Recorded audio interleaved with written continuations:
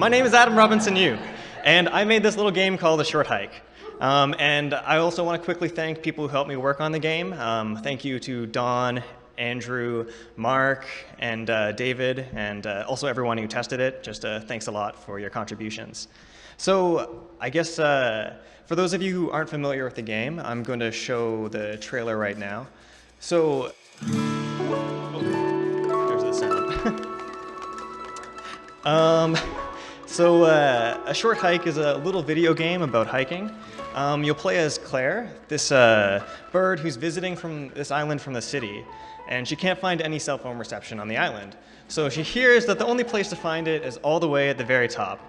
So as you go along this journey to get to the top of the mountain, you're going to explore the island, collect items, and befriend other hikers, and kind of just get lost in the wilderness a bit. So here's a quick look at what the island looks like if you zoom out a bit. So it's like an open world, but it's also like not too large. It's quite small, I guess.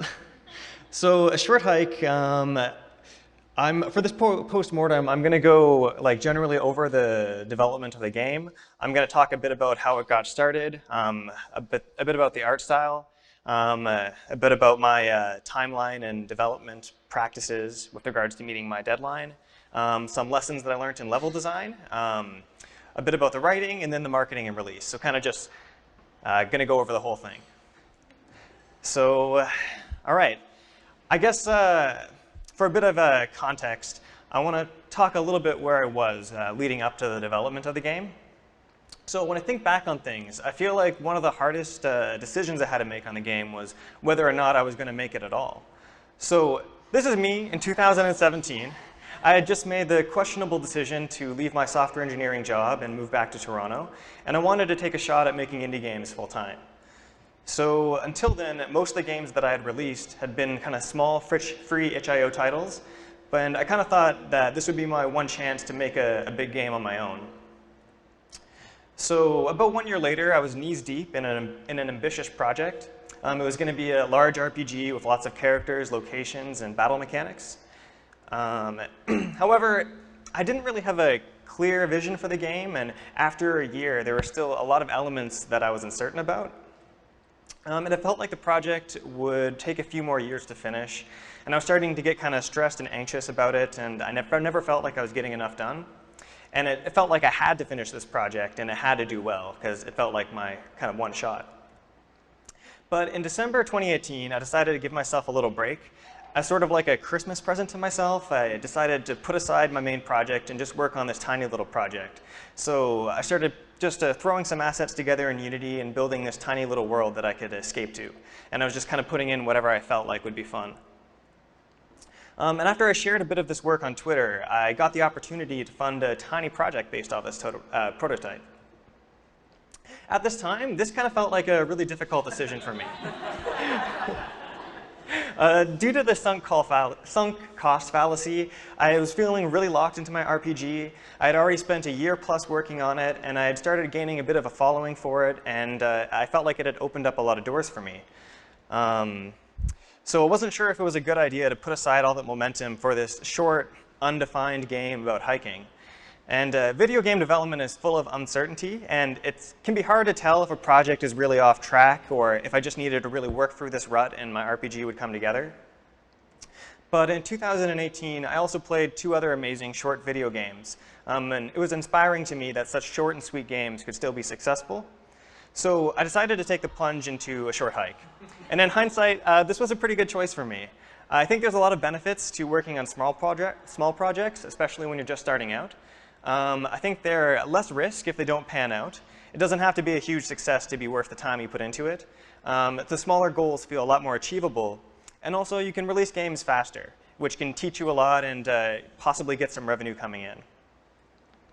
So one of the very first things I did in a Short Hike was develop the look and feel of the game. As a mostly unknown indie developer, I really relied on social media like Twitter to get people looking at my work.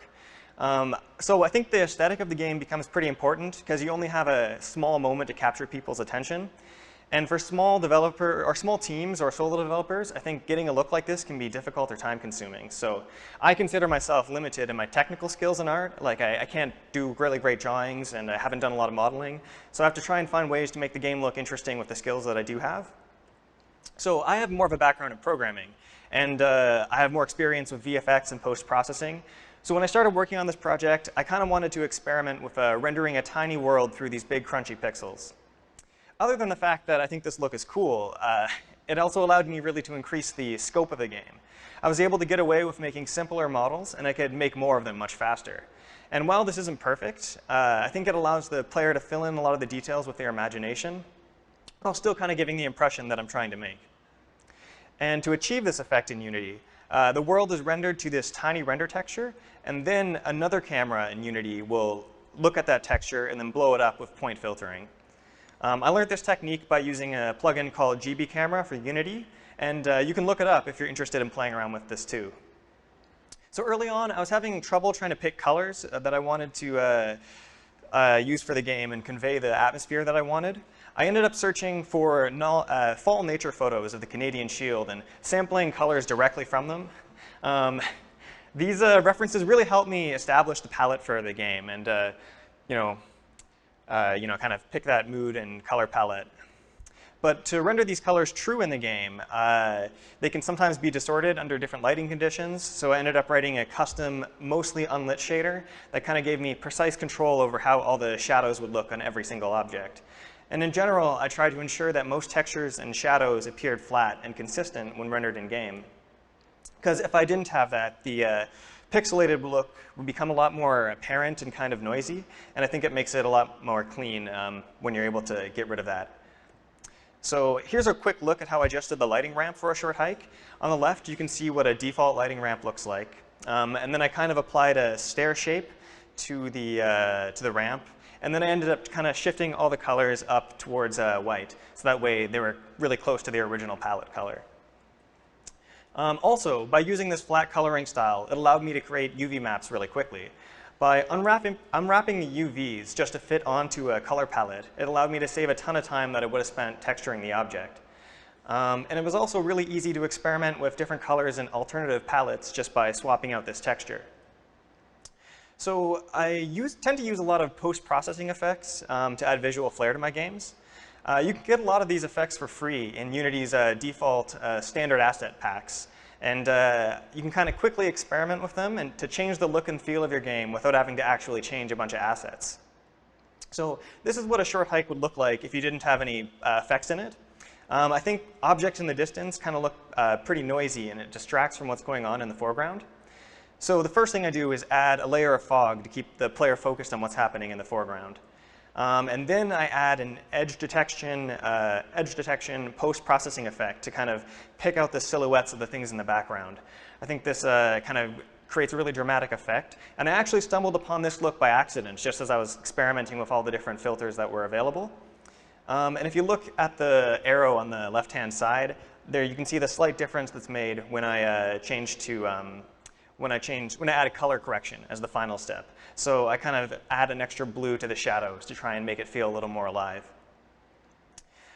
So I guess if you're a small team or a solo developer, here are some things you might be able to take away from this. Play with the strengths that you have and experiment with the tools that are available to you. Consider how the art style itself will affect your workflow and what you're able to create. And your limitations might end up being what makes your work unique. So most of the art direction work was done in December 2018. But after I got funding to make it into a tiny project, I committed to releasing the game in just 3 months. So I think the timeline management for this game went pretty well. I wrote up a design document when I first started working on it and kind of planned out 3 discrete milestones, for the alpha and the beta and the release candidate, each a month apart. And I think one thing that worked really well for me was that I designed this game with a flexible scope in mind. So I was able to keep the core scope of the game really tight so that I knew I would be able to finish it well within the 3-month deadline. But there are a lot of features that I really wanted to get in the game, so I kind of considered them stretch goals. And ideally, the game would still be good if it would still be fun and playable if those stretch goals weren't made, but it would kind of allow me to, naturally scale the size of the project to the rate at which work was actually being done. And a lot of these stretch goals didn't actually make it into the humble original release, but I think this game still worked well without them, and I ended up adding some of those for the later Steam and itch.io release. And also, to keep myself on track, I used a simplified version of the Scrum process. I would usually re-estimate all my tasks for every week, and then also at the beginning of every day. This helped me get a good sense of what features I would have time for and help me plan ahead. And I think it's tempting to skip this step when you're working by yourself, but when I started doing this, I found it really useful to keep myself on track. So I also had an external deadline to hold me accountable on this project. And for me personally, I think that helped keep me really focused on finishing something rather than trying to make it something perfect. But I did really want to get as much as I could into this game. So I had to take a few shortcuts. As I mentioned earlier, the art style was something that allowed me to make a lot of assets faster. But I was also able to carry over many tools and techniques that I'd used on previous projects. For example, I used a yarn spinner to handle the dialogue system for my game, which I previously used on the RPG. I'd already established a workflow with this tool, so I could get up to speed really quickly using it. I also used a plugin called In Control to handle controller support and automatically kind of take care of a whole bunch of controllers at once. I used Cinemachine to set up a dynamic camera system really quickly. So it kind of allows me to create a bunch of virtual cameras for different zones in the game, and then the real camera will transition smoothly between them as the character walks into different zones. And I think there's a lot of cost. There's a cost to learning new tools like this, but I think it can pay off in the long run once you become really familiar with them and you're able to reuse them across every game. I also have my own set of scripts that I carry forward from game to game. When I find myself writing generic tools or systems, I'll usually move them into a separate library that grows with every single project I work on.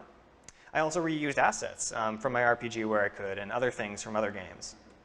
The level design for the game was mostly done using Unity's default terrain tools.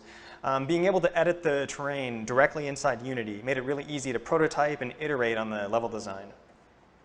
It also was really helpful that I used a Triplanar Shader to automatically texture the terrain. So this shader effect uses the normal of the mesh to decide which texture to show. And that way I could quickly change the texture and create valleys and mountains without having to retexture it every time I decided to change it. My terrain shader also incorporated Unity's default terrain painting tools, so it was really easy to add beaches and paths. I had to modify the blending code a bit so that I maintained the sharp edges that I wanted to use for this style, but that was one of the changes I had to make. So I also made a few custom tools for my game. Some of them were pretty simple, just as a shortcut for moving the player around the map and previewing the look in the camera, or the angle of the camera. I also ended up building a tool for river and waterfall meshes, so I could create them right inside the editor. Before this, I would kind of model the UVs, model the waterfalls and UV them in Blender, and then I would import them into Unity, and I'd kind of have to go back and forth every time I changed the terrain. But by making this tool, I was able to save a ton of time and actually had fun making rivers instead of finding them really tedious. And creating custom tools like this can take a lot of time though, so I'd only recommend building them once your workflow actually demands them. And one of the last things I want to throw in is that when you're designing big worlds like this, it's easy for things to get a bit buggy. A Short Hike had its own handful of wonky camera issues and weird slopes, and I knew about a lot of these issues, but I prioritized adding more content over fixing some of them. And I think players were willing to forgive a lot of these issues if they noticed them at all, especially for a game that was pretty clearly an indie game made by a small team. So to summarize some of the tips that helped me meet my deadline, I create milestones and update my estimates. You can account for unpredictability in your scope. You can reuse knowledge, tools, and assets, and create tools when the workflow demands it. And also, you don't need to fix every single bug. So next, I want to talk a little bit about designing the island of Hawk Peak and some of the lessons that I learned along the way. I wanted to make a game where getting lost was part of the gameplay. I feel like the freedom to go in any direction at any time adds a sense of magic to the game. Every untraveled path contains the promise of something new, and I really wanted to capture the feeling that there's always more out there to discover. So when I started building the island, I just jumped straight into Unity and just sculpted areas that felt fun to climb and fly on. This process led to a whole bunch of ideas and inspirations for what I actually wanted to include on the mountain.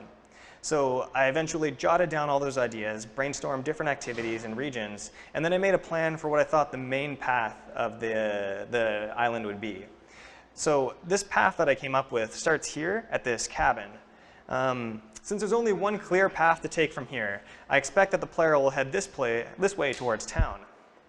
In this area, they'll meet characters that teach you how to play the game and introduce you to the world, but they'll be kind of trapped in this area for the time being. Eventually, you'll be able to collect a golden feather, which allows you to climb up walls and flap your wings. And once you've got this, you'll be able to pass that barrier and get to the rest of the game.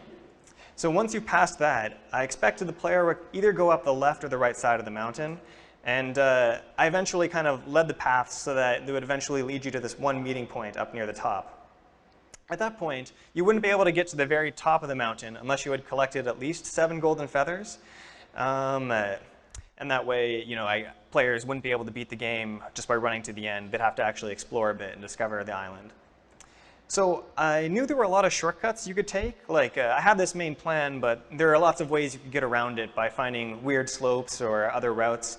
And I wanted to leave these options in the game to maintain a sense of freedom. Because I think it feels really satisfying as a player when you feel like you're following your own path or maybe doing something the game didn't expect you to do. But even so, coming up with this rough plan is useful because it helps me control the experience better. I think one of the playtesters who was trying the game would get bored if they were spent too long just exploring without meeting anybody. But if they were in an area of a ton of NPCs, they'd eventually wouldn't talk to them all and just kind of run off a bit. So I think it got me thinking about the pacing of the game, and I wanted to introduce new characters and places kind of over a period of time to keep the interest up as you went along. So having that plan helped me structure and pace the game, but things didn't always go as I thought. One of the patterns that I noticed quickly during playtesting is that many players didn't follow this first path. Instead, they just plunged straight into the ocean.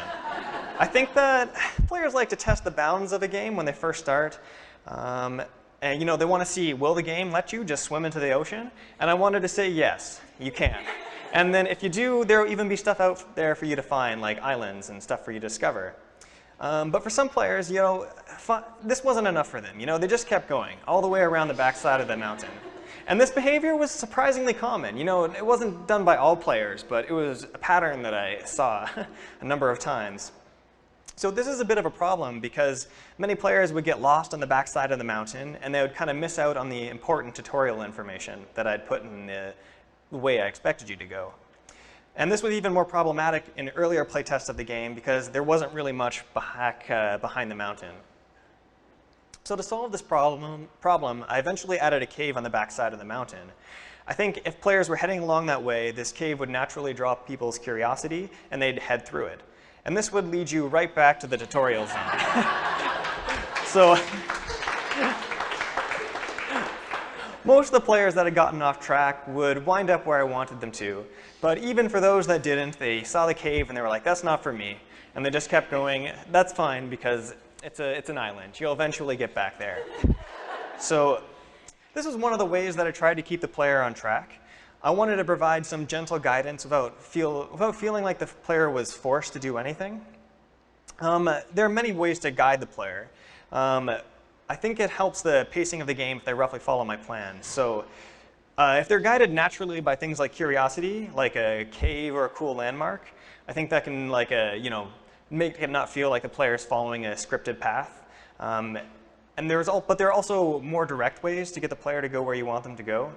I could use trails of coins or items to draw players off the beaten track if I wanted them to explore certain areas.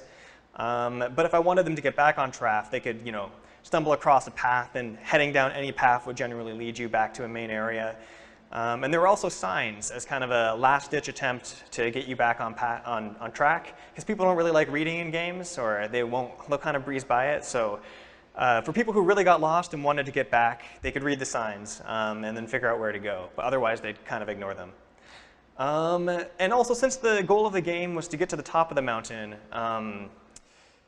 the players could generally figure out how to get there just by going up any incline. So there was a few different ways to keep people on track. So another thing was to use gates and block off areas until a player has gained certain knowledge or experiences. But I think I didn't use any literal gates in my game like this. I tried to use natural gates. In a short hike, all these gates that I used were just cliffs that you couldn't get past without enough golden feathers. So in this way, the gates feel more natural and also maybe suggest that there's multiple ways to tackle the problem. Like if you can't get up this cliff here, yeah, you can come back to it later when you've got a golden feather, but you could also maybe find some other route if you kept exploring the edge of the cliff. And it's also clear that when you have a gate like this that you can't get past, once you get that golden feather, there's a very clear correlation between like you getting the jumping ability and then being able to get across, get up higher, somewhere you couldn't get before. So another thing that I tried to do to keep people on track was use silent repetition, is what I'm calling it, I guess. So there were, for example, early on in the game, there's this toy shovel that you can find, and you trade it for a real shovel so you can dig up things across the island. And it's technically an optional item, but if players miss it, I think they end up missing like a lot throughout the game. They'll be kind of exploring and seeing all these digging spots that they can interact with. And I think it's more fun if they actually can, and it gives them more stuff to find. So I originally placed this toy shovel at a crossroads that certain players would pass, and eventually early in the game they would find it, then they would trade it in for the real shovel, and then be good for the rest of the game. But a lot of players would still avoid this. For some reason, they'd walk right past it, they wouldn't see it, or they'd just find some other cliff and completely derail my plans. So I ended up placing not just one toy shovel, but I placed 5 of them all around the starting area. So as soon as a player picked one of them up, though, all the rest of them would disappear. So that way, players would feel like they discovered it on their own, even though it's practically guaranteed at this point, because you can't miss it. So this ended up solving the problem, and that worked really well. But I also ended up using this technique with just things like tutorial information. So like there's a point later in the game where you have to climb all the way to the top of the mountain. And you can actually get that far in the game without actually learning how to climb, since there's also a double jump ability. So to make sure that players, when they got to that point, if they hadn't climbed it, they haven't been able to climb yet, there would be a sign up there that would tell you, hey, this is how you climb and this is why it's useful. But if the player had already demonstrated that they've learned how to climb at that point, then it wouldn't bother showing you that information. So one of the last things that I want to talk about was priming the player. So I guess getting certain things into their mind when they're playing your game. So about the climbing, it was pretty difficult early on to get players to learn to climb. I guess it's not a very intuitive thing because most games you can jump, but you can't really climb every single wall that you see. And also it's very contextual. You need to be pressing against the wall and holding A, and that doesn't really happen by accident. So it was hard for players to learn this accidentally, and even though one of the characters told you this, players would just kind of breeze through this dialogue and then kind of forget what had been said. So what I ended up doing was I created a climbers club that was in the game. And if you talk to them while you have a golden feather, they'll walk you through the process of climbing. But even if players miss this quest, they would still they'd walk by it and see other characters climbing, and hopefully when they actually got that prompt to climb, it would be kind of more at the front of their mind because they've seen other characters doing it and they've talked about it. So hopefully, I think after I added this club, it solved that problem of players not learning how to climb. So I want to talk a little bit about the final area of the game. So this was probably the trickiest area to design. I wanted this area to be a bit like a puzzle and a little more difficult than the rest of the game. So when the player gets to this areas, they no longer have the feathers no longer come back automatically. So as you use them up, they'll freeze, and you'll have to go back to either a hot spring or a warm campfire until they'll come back. So in that way, players can't just kind of use all the feathers they've gotten to just run to the top. They've got to figure out how to ration them and what areas they can stop and restore them and kind of make a plan for how they get up the mountain. And the original design of this area was a lot smaller than the final one, and it was also confusing to play. I actually ended up having to redo that entire area of the mountain, and that was difficult because it was one of the last things that I did. So I had to redo the surrounding areas and make room for all this extra space. That was something that I think I could have done better, was maybe tackle this part first. But another thing that I added to the final version was I added this very clear route to the top.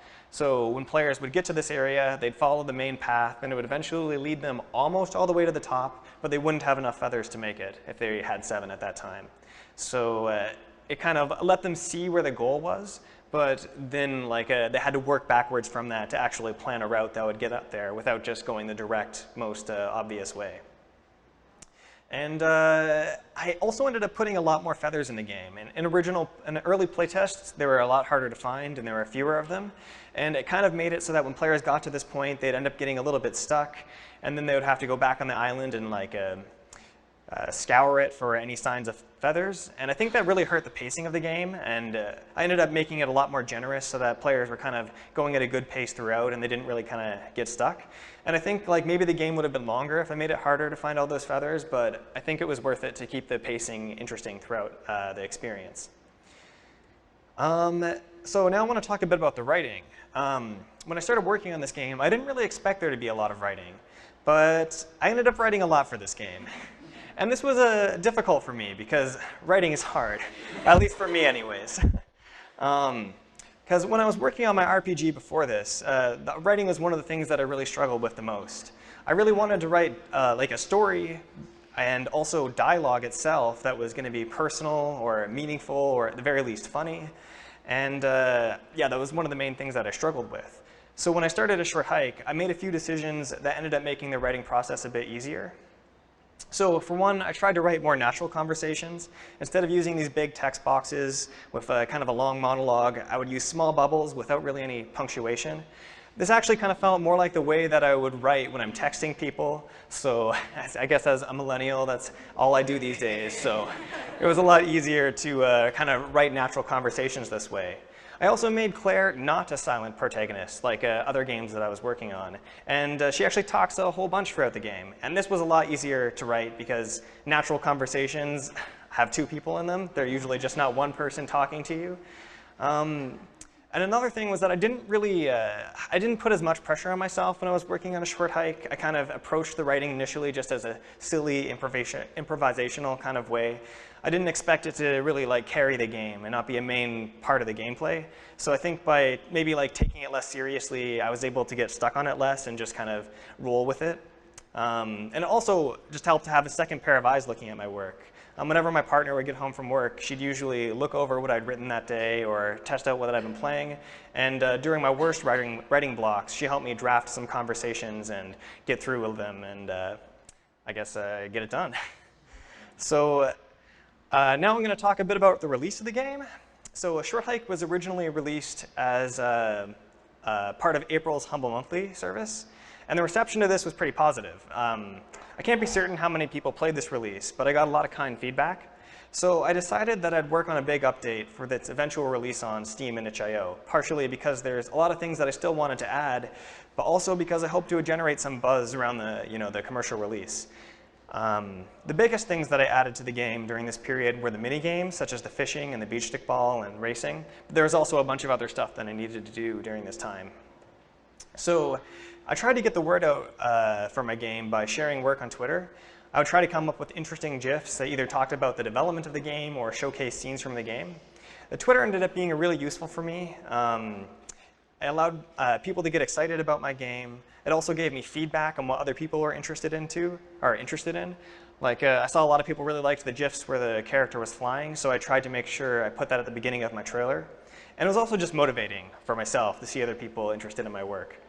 I also ended up creating a press kit to send out to journalists. I tried to reach out to journalists that covered games that were similar to mine. So for example, I collected contact information of writers that liked the Frog Detective game, and I sent my press kit to them, hoping that if they were interested in that game, they might be interested in my game as well. I also reached out to anybody who had liked my work on Twitter. Not all of them wrote an article about my game during release week, but several of them did, which was a big success for me. And also, I don't think A Short Hike was really a game for everybody. It's kind of like a slower, more slow-paced game, and there's not really any real puzzles or combat or anything. And I wanted to make sure I got that across to players so they weren't expecting something a lot more and came out of it disappointed. So I tried to be careful of the presentation of the game on its web pages. I tried to use the word short right in its title. I also emphasized that it was a little exploration game. But also, I wanted to make sure that players, when they were playing it, actually approached it with the right mindset as well. I kind of thought, in the beginning of the game, it starts off with this dialogue that's actually covering up a loading screen, but it also tries to tell players that they're getting away from the city, trying to take a break from things that are going on, and hopefully this would get players subconsciously in the frame of mind that this is a game that they can relax to, not one that they're going to be challenged by with puzzles or combat or anything. So eventually the game came out on July 30th. It released on Steam and itch.io with the Extra Mile update. I had modest expectations for how a small game like this would do, but it ended up exceeding those for me, and the user reviews for the game are really positive. And during release week, most of the external visits to my game, external visits to my Steam page came from Twitter. And I think the traffic from Twitter helped helped get the game noticed by the Steam's algorithm and then drive a lot of traffic to it through Steam. Over release week, most of the traffic to my Steam page just came from Steam itself, either from the discovery queue or the new and trending thing. So I think that was really useful, the momentum that Twitter pushed to my game. And I guess that's wrapping up the whole development. So thank you very much.